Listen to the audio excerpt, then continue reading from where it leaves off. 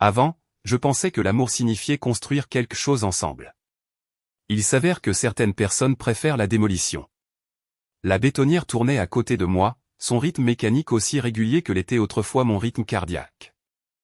Je guidais le ciment frais dans les coffrages que nous avions construits ce matin-là, le regardant se mettre en place avec le même soin que j'avais autrefois mis à poser les fondations de mon mariage. Il y a 8 ans, je pensais que Lisa et moi construisions quelque chose qui durerait. Maintenant, debout dans la chaleur de l'Arizona, la poussière de ciment recouvrant mes bottes de travail, je pouvais voir à quel point je m'étais trompé. Tout a commencé au centre-ville, au Murphy S Pub, pendant cette tournée des bars ridicules que sa boîte de marketing avait organisée.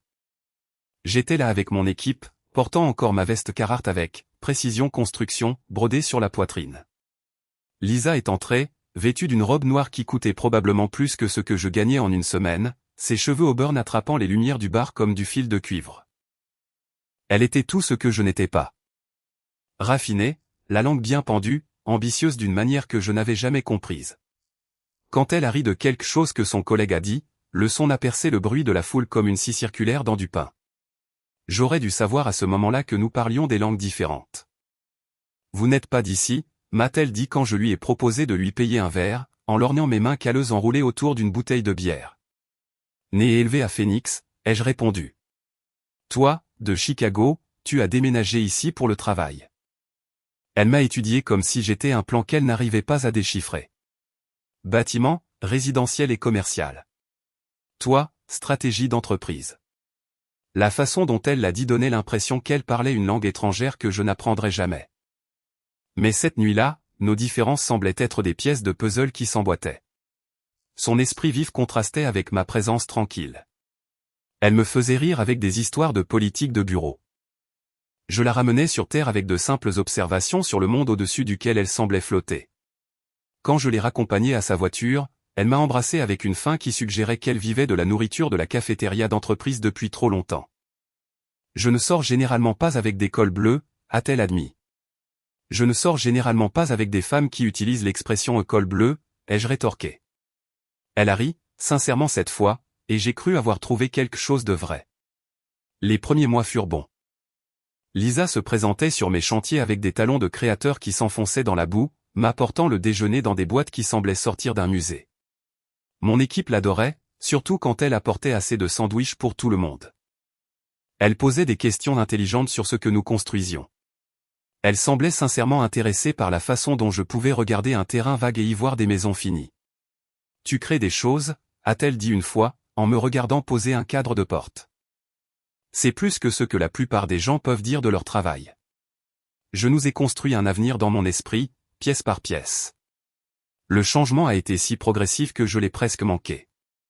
Lisa a été promue directrice de compte senior, puis directrice régionale. Son salaire a doublé, puis triplé le mien.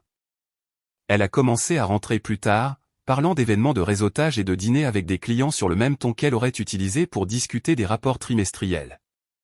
Les petits rituels qui nous avaient liés ont commencé à s'effilocher. Elle a cessé de venir sur mes chantiers. Puis elle a cessé de poser des questions à leur sujet. La première fois que j'ai remarqué qu'elle se lavait les mains immédiatement après que je l'ai touchée, je me suis dit qu'elle était juste fatiguée. Quand elle a oublié de mentionner la fête de Noël de l'entreprise jusqu'au lendemain, je me suis convaincu qu'elle pensait que je m'ennuierais. Quand son rire à mes histoires est devenu mécanique, forcé, je me suis reproché de ne pas être plus divertissant. Mais je ne pouvais pas ignorer les dîners. Voici Marc, disait-elle à ses nouveaux amis du monde de l'entreprise, sa voix prenant ce ton particulier que les gens utilisent lorsqu'ils expliquent quelque chose d'embarrassant. Il est dans le bâtiment. Pas, il construit des maisons pour des familles, ou, il est incroyablement doué dans ce qu'il fait, juste, il est dans le bâtiment, suivi d'un geste dédaigneux de la main et d'un changement rapide de sujet vers les projections trimestrielles ou les données démographiques du marché. La correction est venue lors d'un barbecue organisé par son directeur. Je racontais une histoire sur une fondation que nous avions coulée sur un terrain difficile, fier de la résolution de problèmes que cela avait nécessité. Tu veux dire que vous avez posé la fondation, a interrompu Lisa, sa voix assez tranchante pour couper du verre. Pas coulé. Le groupe s'est tu. J'ai regardé son visage, rouge de ce que je reconnais maintenant comme de la honte. En fait, on appelle ça couler quand, ai-je commencé. Marc apprend encore la terminologie appropriée, a-t-elle dit avec un rire qui sonnait comme du verre brisé. Vous savez ce que c'est quand on passe sa journée à manier un marteau? Les mots m'ont frappé comme un coup de masse en pleine poitrine. Non pas parce qu'ils étaient méchants, mais à cause de la facilité avec laquelle ils sont sortis de sa bouche, comme si elle les pensait depuis des mois, attendant juste le bon public. Je me suis excusé pour aller chercher une autre bière et je suis resté près de leur comptoir en granit, regardant leur pelouse manucurée, comprenant enfin ce que j'avais été trop aveugle pour voir. Lisa ne me prenait pas seulement pour acquis. Elle avait honte de moi, honte de ce que je faisais, de ma façon de parler, de qui j'étais quand ses collègues n'étaient pas là pour assister à son œuvre de charité en sortant avec quelqu'un d'un milieu inférieur. Cette nuit-là, allongé à côté d'elle dans notre lit, le lit que j'avais construit de mes propres mains, j'ai fixé le plafond et j'ai pris une décision. J'ai commencé à faire attention, vraiment attention, et ce que j'ai vu a fait trembler mes mains, non pas de fatigue, mais de rage. L'horloge affichait 2h47 du matin quand j'ai renoncé à essayer de dormir et que j'ai étudié le visage de Lisa au clair de lune qui filtrait à travers les stores de notre chambre. Elle avait l'air paisible, presque innocente. Ses cheveux auburn s'étalaient sur l'oreiller comme de la peinture renversée. Si je plissais les yeux, je pouvais presque voir la femme dont j'étais tombé amoureux il y a 8 ans, presque. Mais j'avais passé trop d'années à lire des plans pour ignorer les problèmes structurels quand ils me sautaient aux yeux. J'ai commencé petit, comme on commence n'importe quel projet de construction, par une observation et des mesures minutieuses. Le téléphone de Lisa était devenu Fort Knox au cours des 6 derniers mois. Toujours face vers le bas, toujours protégé par un mot de passe, toujours à portée de main. Elle l'emmenait aux toilettes, pour prendre un café, partout où elle risquait d'en être séparée plus de 30 secondes. Le lendemain matin, elle l'a laissé en charge sur le comptoir de la cuisine pendant qu'elle se douchait. Je suis resté là pendant 5 minutes, écoutant l'eau couler, sachant que j'étais sur le point de franchir une ligne de non-retour. Mais les mariages, comme les fondations, reposent sur la vérité ou s'effondrent. Le téléphone était verrouillé, mais je pouvais voir les aperçus des notifications, des SMS de Richard à 23h30 un lundi soir. J'ai hâte d'être à la réunion de demain. Un autre à minuit. Chambre 412. Les numéros de chambre ne font généralement pas partie des réunions de bureau. J'ai mémorisé l'emplacement exact de son téléphone et je suis parti travailler, mais mon esprit est resté à la maison, cataloguant les détails que j'avais été formé à remarquer, mais que j'avais choisi d'ignorer. Le kilométrage de sa Honda était anormal. Elle prétendait que son nouveau bureau était à 19 km, mais elle parcourait 40 à 50 km par jour depuis un mois. De la nouvelle lingerie est apparue dans son tiroir, étiquettes enlevées, portées une fois, et cachées derrière ses vieilles culottes en coton. Elle avait développé un intérêt soudain pour les conférences régionales et les séminaires de team building du week-end qui n'étaient jamais apparus sur son calendrier les années précédentes. Au déjeuner, j'ai appelé mon pote Danny Torres, un ancien détective de la police de Phoenix qui avait monté sa propre agence de détective privée après sa retraite. Danny et moi avions servi ensemble dans les marines avant qu'il n'entre dans la police et moi dans le bâtiment. Si quelqu'un pouvait m'aider à séparer la paranoïa de la réalité, c'était bien lui.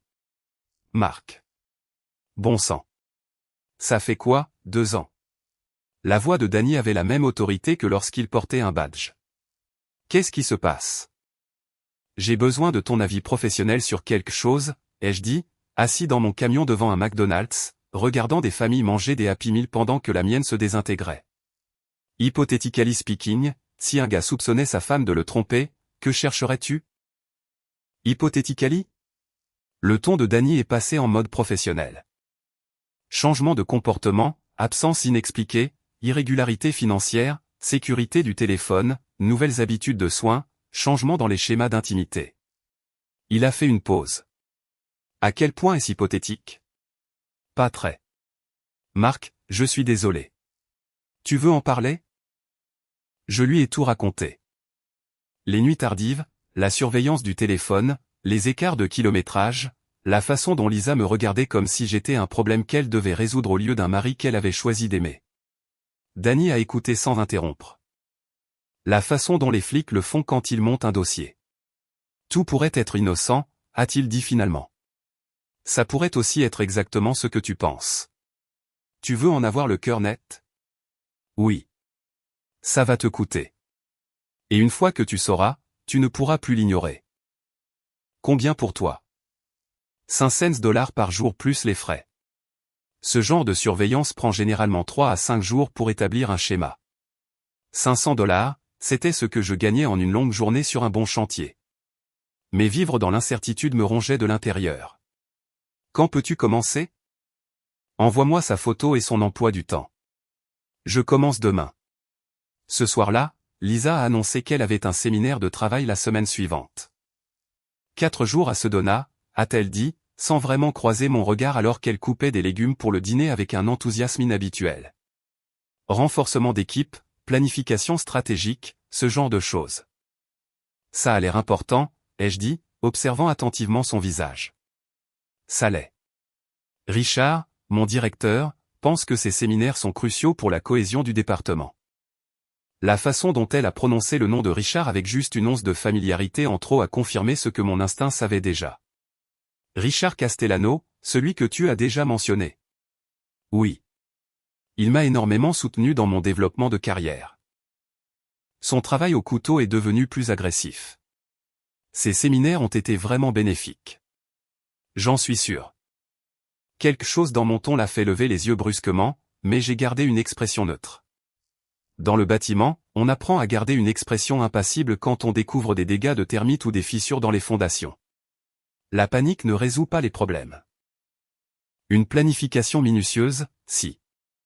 Plus tard dans la nuit, j'ai trouvé Lisa en train de faire ses valises pour son séminaire avec le genre d'attention méticuleuse qu'elle réservait autrefois à nos dîners d'anniversaire.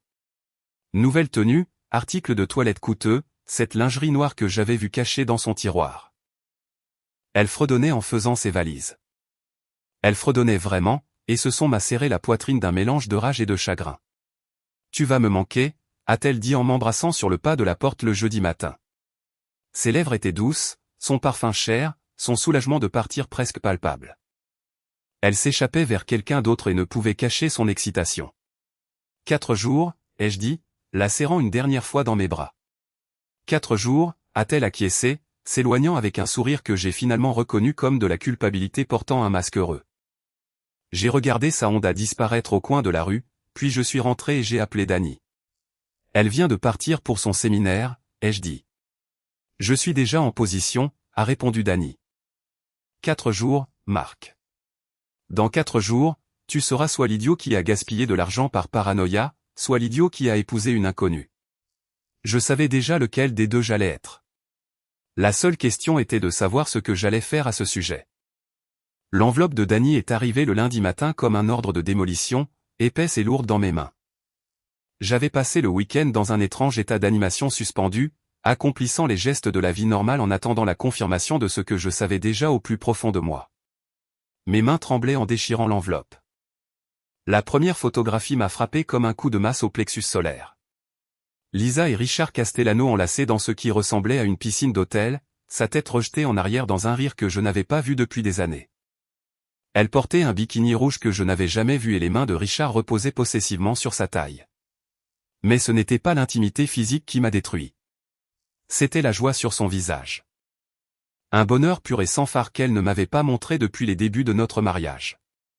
La photo suivante les montrait lors d'un dîner intime, la lueur d'une bougie vacillant entre eux alors qu'ils se penchaient sur une petite table, les doigts entrelacés. Lisa portait les boucles d'oreilles en perles qu'elle m'avait dit que son patron avait offertes à toute l'équipe comme prime de Noël. Apparemment, toute l'équipe était une équipe d'une seule personne.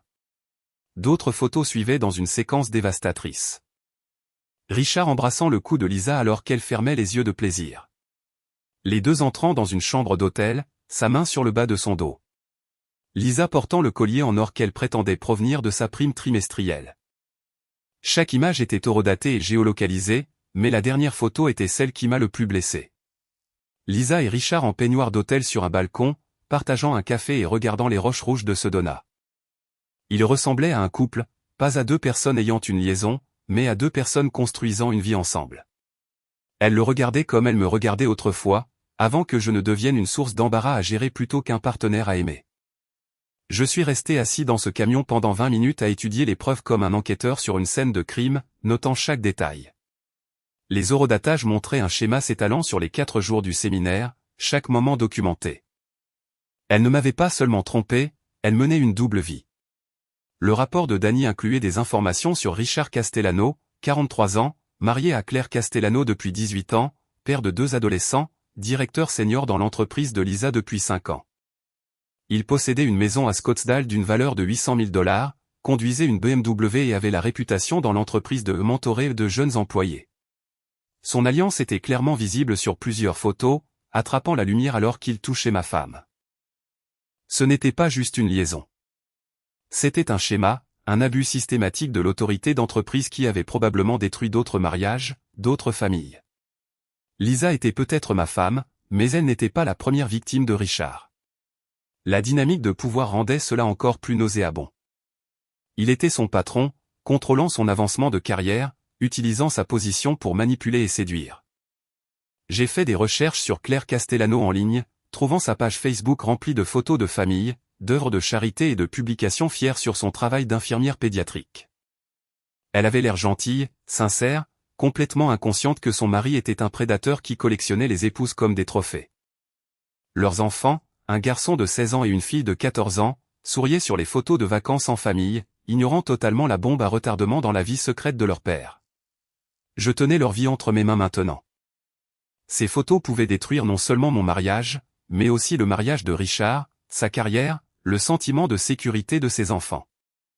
Le poids de cette responsabilité aurait dû me faire hésiter, me faire envisager des options plus douces, des confrontations privées, une thérapie de couple.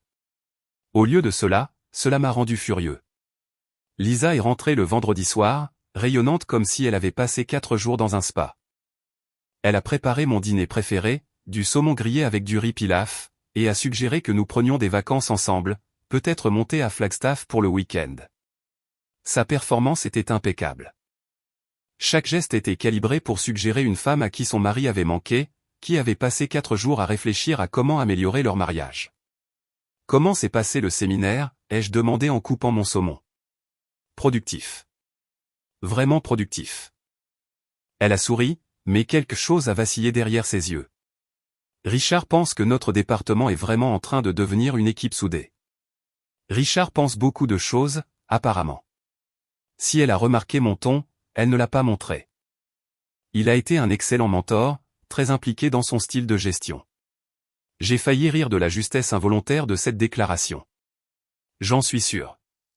Après le dîner, elle a suggéré que nous regardions un film, quelque chose de romantique. Elle s'est blottie contre moi sur le canapé, sa tête sur mon épaule, me caressant parfois le bras avec une affection distraite. C'était une imitation parfaite de la femme dont j'étais tombé amoureux, à l'exception d'un détail qui a tout confirmé. « Je t'aime, chérie », a-t-elle murmuré pendant le générique de fin, utilisant le surnom qu'elle me donnait depuis 8 ans. Mais je l'avais entendu utiliser un autre nom dans les enregistrements de surveillance de Danny. Mon cœur, murmurait à Richard pendant leur dîner aux chandelles, soufflé contre son cou pendant leurs étreintes au bord de la piscine. Moi aussi, je t'aime, ai-je dit, en embrassant le sommet de sa tête tandis que les photos brûlaient dans la poche de ma veste comme des déchets radioactifs. Cette nuit-là, allongé à côté d'elle pendant qu'elle dormait paisiblement, rêvant probablement de son prochain voyage d'affaires avec Richard, j'ai pris ma décision. Je n'allais pas la confronter en privé. Je n'allais pas lui donner la chance d'inventer des mensonges, de supplier mon pardon ou de promettre de changer. Elle avait eu des mois pour avouer, pour montrer ne serait-ce qu'une once de culpabilité ou de remords. Au lieu de cela, elle m'avait regardé dans les yeux chaque jour et avait menti. Elle voulait jouer avec les apparences et la respectabilité, les hiérarchies d'entreprise et les réseaux professionnels. Elle avait transformé notre mariage en une performance pour sa propre convenance. Très bien, j'allais lui offrir une performance qu'elle n'oublierait jamais. La boîte cadeau noire m'a coûté 47 $ dans une boutique du centre-ville. Le genre d'endroit où Lisa faisait ses achats quand elle voulait impressionner ses amis de l'entreprise. Élégante, sophistiquée, avec une fermeture magnétique qui suggérait le luxe en se refermant. J'ai choisi un ruban bordeaux qui correspondait à la couleur du vin que Richard avait commandé lors de leur dîner aux Phéniciens, un détail de la surveillance de Danny qui semblait parfaitement approprié. J'ai passé le lundi soir à arranger les photographies à l'intérieur de la boîte avec le même soin méthodique que j'utilisais pour organiser des plans. Chaque image racontait une partie de l'histoire, disposée chronologiquement pour que le destinataire vive l'arc narratif complet de la tromperie. L'étreinte au bord de la piscine en guise d'ouverture. Les dîners intimes pour faire monter la tension. Les entrées dans la chambre d'hôtel pour le point culminant.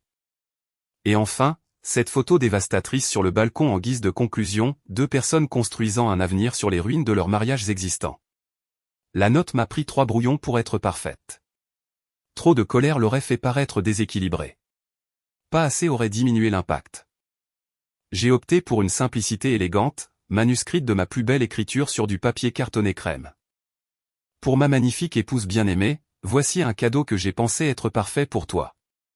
Je sais à quel point tu apprécies l'honnêteté et la transparence dans toutes tes relations professionnelles. L'ironie était assez tranchante pour couper du verre, mais livrée avec le même langage aimant qu'elle utilisait pour me mentir en face depuis des mois.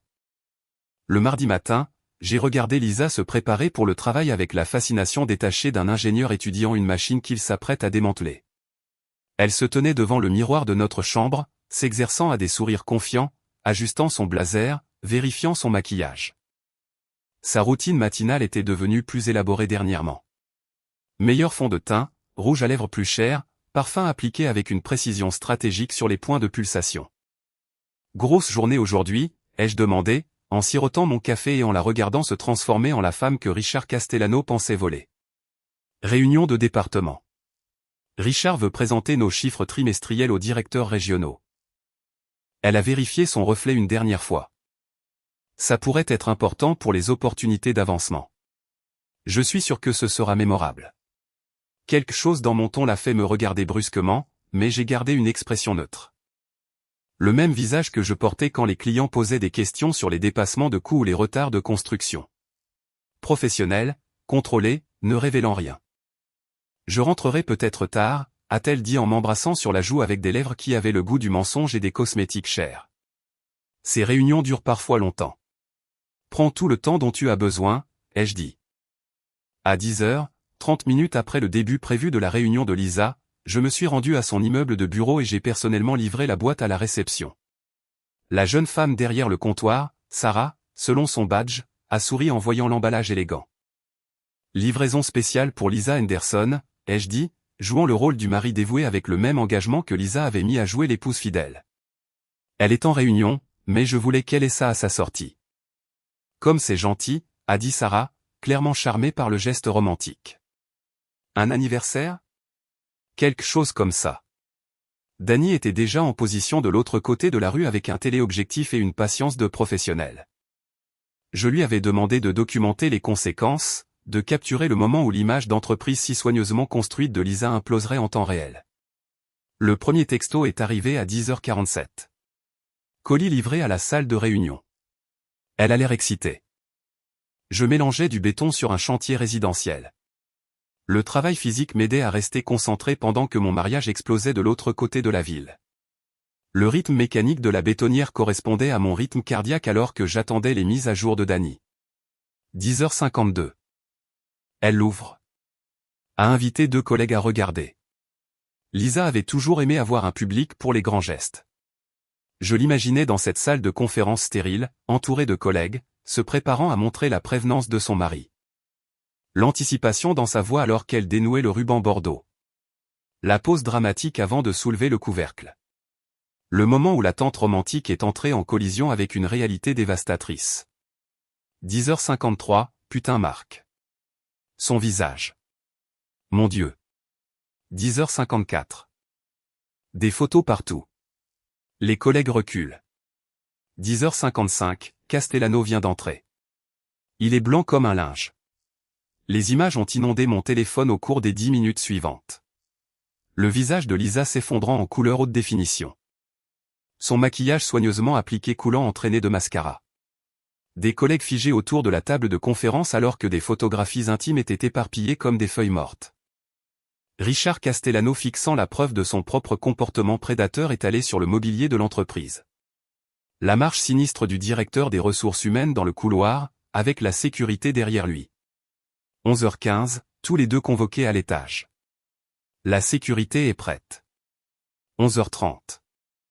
Elle est sur le parking en train de pleurer, de vomir. La réaction physique ne m'a pas surpris. Lisa avait bâti toute son identité sur le succès professionnel et la respectabilité sociale. Voir tout cela se désintégrer devant ses collègues, voir son image si soigneusement entretenue remplacée par la preuve de sa trahison, devait être comme mourir. 11h45, Castellano vient d'être escorté dehors. Carton d'affaires personnel. 12h30. Elle a été licenciée. Elle vide son bureau maintenant. J'ai fini de couler la fondation cet après-midi-là, les mains fermes et l'esprit clair. Le béton s'est mis en place parfaitement, de niveau et droit, prêt à supporter la structure qui serait construite par-dessus. Des fondations solides nécessitent des matériaux appropriés, une préparation minutieuse et une intégrité absolue.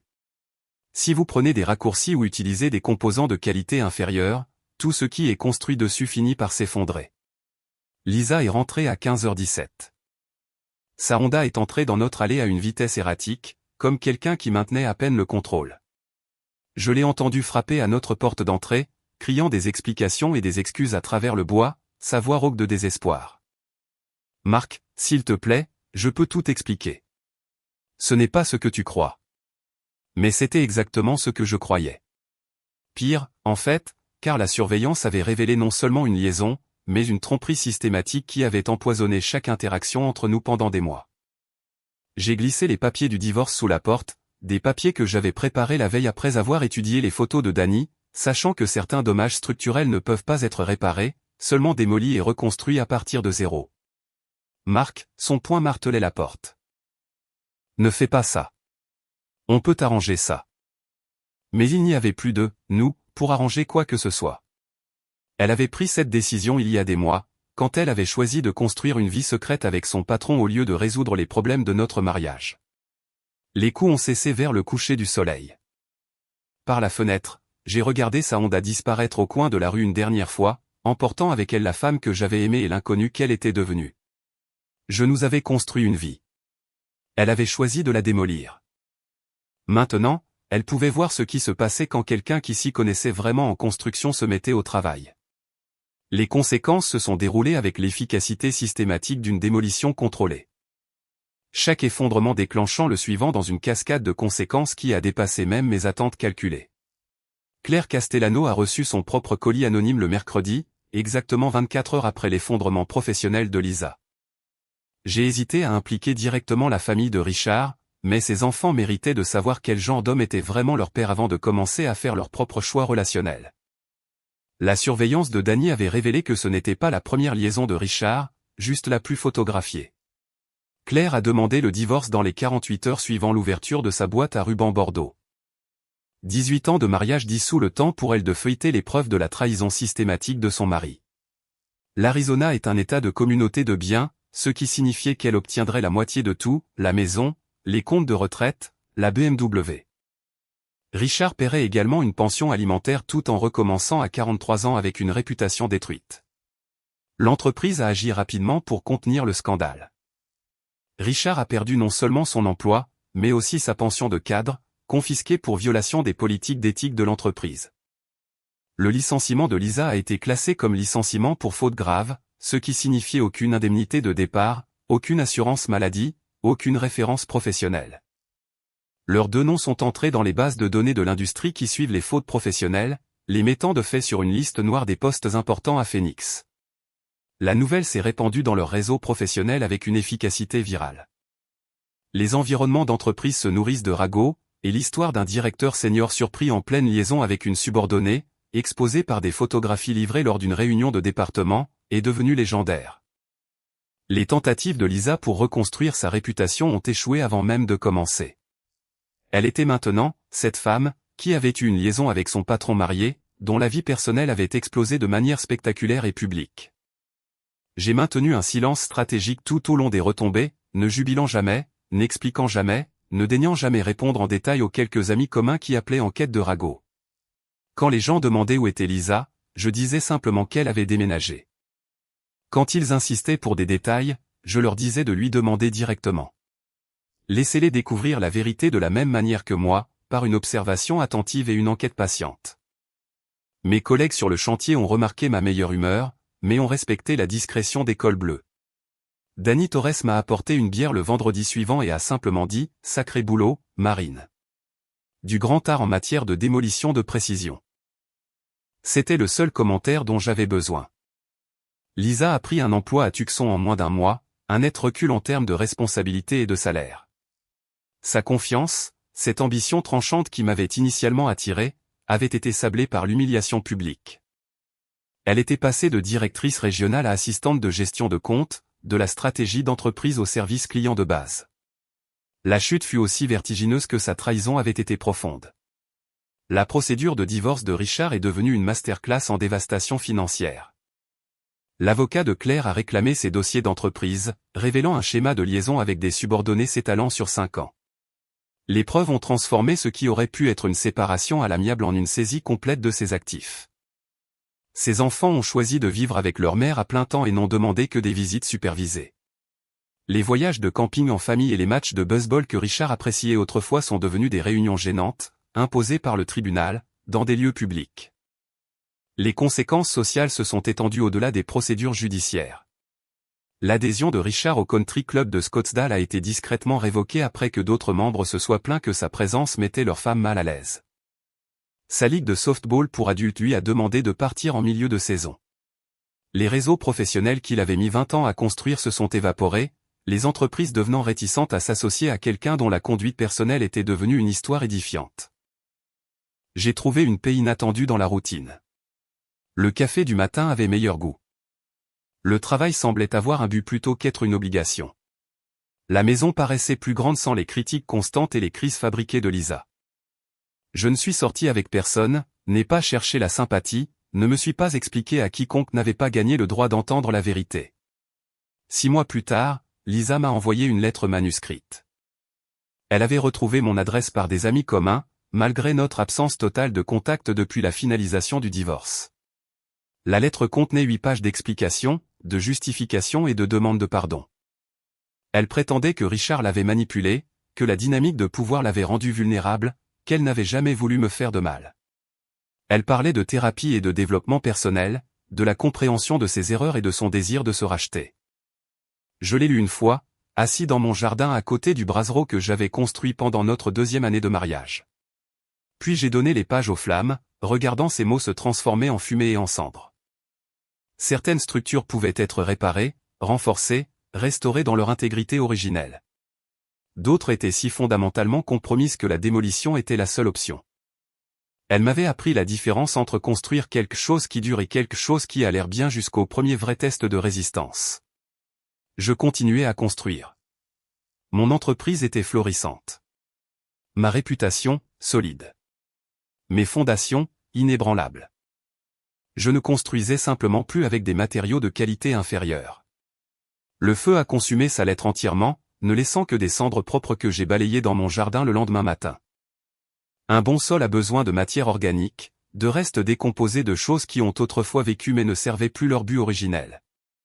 J'avais des maisons à construire, des avenirs à façonner, des fondations à couler avec précision et intégrité.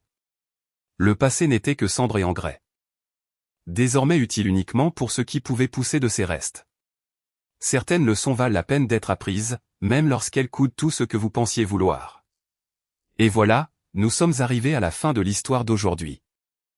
Était-ce ce à quoi vous vous attendiez, ou y a-t-il eu un rebondissement que vous n'aviez pas vu venir? Je suis curieux de connaître vos pensées. Partagez-les dans les commentaires ci-dessous, et lançons la conversation. Si cette histoire vous a captivé, n'oubliez pas de cliquer sur le bouton j'aime. Et si vous êtes nouveau ici ou si vous ne vous êtes tout simplement pas encore abonné, c'est le moment idéal pour rejoindre notre communauté. Je vous apporte des histoires fraîches et captivantes chaque jour, alors cliquez sur ce bouton d'abonnement et activez les notifications pour ne jamais rien manquer. Merci d'avoir regardé et à la prochaine.